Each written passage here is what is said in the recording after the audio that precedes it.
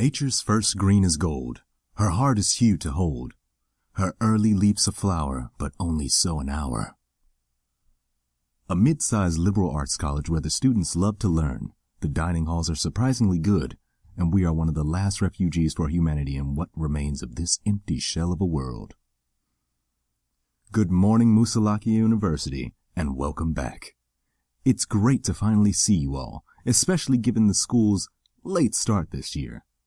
As we kick off orientation week, it is important to remember to check in with your RAs, start thinking about your classes for this semester, and most importantly, have fun. It's college after all.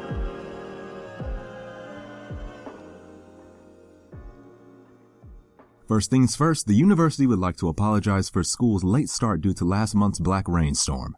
If by any chance you are on campus during this month-long precipitation of fallout, please report to the student council for testing. Please keep in mind that large swaths of campus still hold a fair amount of latent radioactivity. If you accidentally wander into one of these areas, which will be marked off and cornered off, Student Health Services recommend you get your final affairs in order.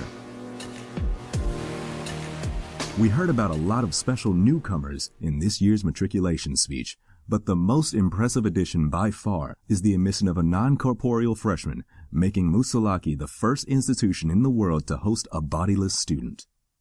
While room arrangements can be tricky for our recently deceased classmates, residential staff said this will prove to be a wholly unique housing challenge. Rumor has it our new barn owl will be possessing the fellow undergrad in Thimble Hall, though the university refused to comment on protecting both students' privacies. Musalaki Office of Student Health took some time today to remind students of the school's sip and snip policy. Any troublemaker convicted of providing alcohol to underage students will be reported to Musalaki's Emergency Medical Service Ward and lobotomized. We bring you a message from the President. At the crack of dawn, light spills upon a shattered sky. The yoke stretches, glazing the world from a chariot of dew and wings as the earth yawns, somersaulting into the air's embrace. Students and faculty, I have just been informed that last month's black rainstorm, which supposedly caused a major influx of radioactivity on campus, was not in fact a black rainstorm. My sources in the janitorial staff claim that rather than a storm, the lethal radiation was caused by on-campus nuclear testing. My sources indicated that the testing was likely a collaboration between Musalaki's private army and Canada's National Guard. The Student Council would like to remind students and staff that Musalaki is not responsible for damages caused by military groups regardless of affiliation. The eco-reps have asked me to explain Musalaki's recycling system to the new students. It's color-coded and very simple. Green bins are for plastic, like water bottles. Blue bins are for paper and cardboard. Black bins are for discarded limbs, and all non-repurposable items go into the gray bins marked trash.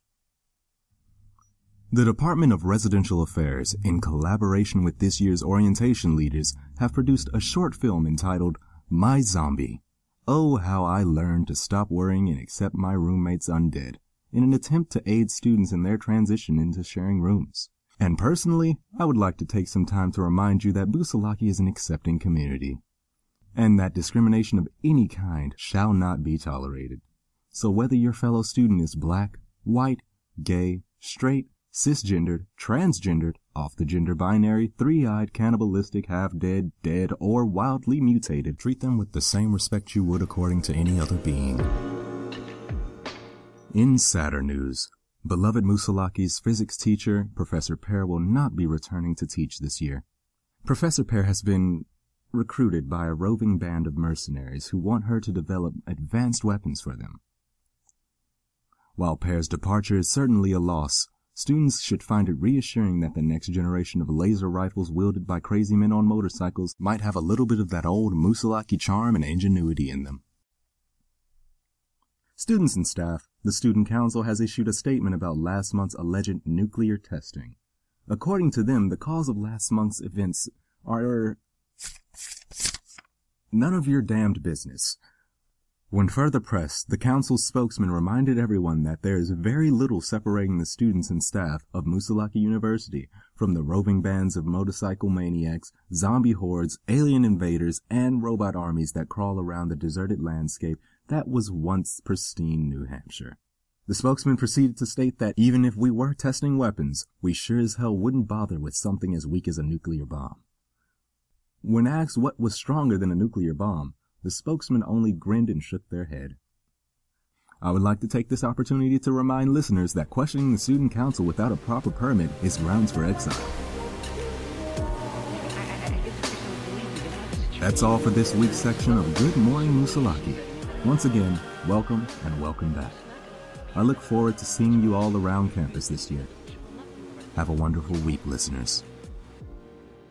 Then leaf subsides to leaf, so Eden sank to grief. So dawn goes down today, nothing gold can stay.